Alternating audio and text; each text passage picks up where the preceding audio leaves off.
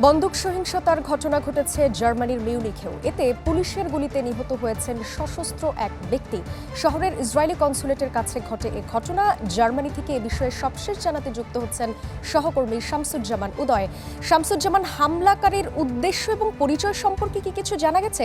আরেকটি বিষয় হচ্ছে যে জার্মানিতে এই যে হঠাৎ করে সহিংসতা বৃদ্ধি পাচ্ছে, সেখানে আসলে প্রশাসনের বক্তব্য কি? আসলে খুব দুঃখজনকভাবেই জানাতে হচ্ছে, একটি সপ্তাহ না পেরোতেই আরো একটি সহিংস ঘটনা ঘটে গেল জার্মানির মিউনিখ শহরে। আজ সকাল ৯টার সময় মিউনিখে ইসরায়েলের কনসুলেট অফিসের এখানে আহ, একজন বন্দুকধারী অতর্কিতভাবে চলে আসেন এবং সেই কনসুলেট অফিসের সেখানে নিরাপত্তা কর্মী বা পুলিশ সদস্য যারা ছিলেন তাদেরকে তাক করে সে আসলে ৫ রাউন্ড গুলি চালায় এবং সাথে সাথে নিরাপত্তায় নিয়োজিত সেই পুলিশ সদস্যরাও প্রায় ৩০ থেকে ৪০ রাউন্ড গুলি ছুড়েন এবং সেই হামলাকারী ঘটনাস্থলেই কিছুক্ষণের মধ্যেই নিহত হয়। তবে আহ সে কি উদ্দেশ্যে বা কেন এই হামলাটি চালিয়েছিল সেটি এখনো পর্যন্ত নিশ্চিতভাবে জানা যায়নি। তবে যতটুকু জানা গিয়েছে, সে হামলাকারী একজন অস্ট্রিয়ান নাগরিক ছিলেন। সে অস্ট্রিয়ার সালজবুর্গে থাকতেন এবং সেখান থেকে আসলে নিজে গাড়ি চালিয়ে ভ্রমণের উদ্দেশ্যে কিছুদিন আগে মিউনিখে আসেন এবং সে যেই রাইফেলটি দিয়ে আসলে গুলি করে, সেই রাইফেলটি কিন্তু বেশ পুরনোই ছিল এবং আজকে আহ আজকে ঠিক এই দিনে ১৯৭২ সালে মিউনিক অলিম্পিকে ইসরায়েলের ১২ জন অলিম্পিক সদস্যকে অলিম্পিকে খেলোয়াড়দেরকে আসলে প্যালেস্টাইনি মিলিটারিরা গুলি করে হত্যা করেন।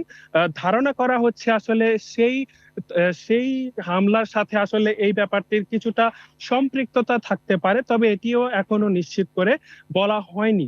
তবে আসলে ঠিক ১ সপ্তাহ আগে জার্মানির জিগেন শহরে বাসের মধ্যে একজন জার্মান নাগরিকের আহ, ছুরিকাঘাত এবং ছুরিকাঘাতের পাশাপাশি এরও ঠিক ১ সপ্তাহ আগে একটি বাৎসরিক উৎসবের মধ্যে সিরিয়ান একজন অভিবাসী প্রত্যাশীর দ্বারাও আসলে ৮ থেকে ৯ জনের উপর হামলার ঘটনাগুলো আসলেই এরই মধ্যে জার্মানের নিরাপত্তা ব্যবস্থাকে কিন্তু বেশ আসলে প্রশ্নবিদ্ধ করছে এবং জার্মান নাগরিকরা কিন্তু কিছুটা হলেও এই ব্যাপারগুলো নিয়ে আতঙ্কিত আছে, যদিও ব্যাপারগুলো একটিও আসলে একটি আরেকটির সাথে কোনোভাবেই সম্পৃক্ত নয়। তবে আসলে এই ব্যাপারগুলো কিন্তু নিরাপত্তা কর্মীরা কোনোভাবেই এড়িয়ে যাচ্ছে না। বিশেষ করে আজকের ঘটনাকে কেন্দ্র করে জার্মানির স্বরাষ্ট্রমন্ত্রী ইতোমধ্যে জানিয়েছেন, জিউস বা ইসরায়েলি যে প্রতিষ্ঠানগুলো আছে তাদেরকে আসলে নিরাপত্তার চাদরে ঢেকে দেওয়া হবে,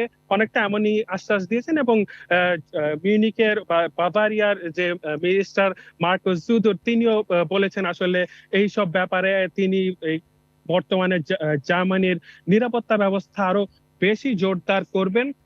তবে বিশেষ করে এই হামলাগুলোর কারণে কিন্তু বারবার অভিবাসীরাও প্রশ্নবিদ্ধ হচ্ছেন, যেহেতু জোলিঙ্গেনের যে বাৎসরিক উৎসবের হামলাটি, সেটি একজন সিরিয়ান অভিবাসীর দ্বারা করা হয়েছে এবং এর আগে কিন্তু আরেকজন পুলিশ সদস্য এমনই অভিবাসীর ছুরিকাঘাতেই নিহত হয়েছেন।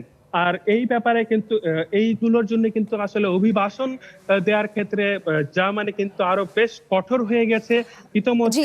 ধন্যবাদ শামসুজ্জামান উদয়, আপনাকে অসংখ্য ধন্যবাদ। জার্মানি থেকে বন্দুক সহিংসতা নিয়ে জানাচ্ছিলেন সহকর্মী শামসুজ্জামান উদয়।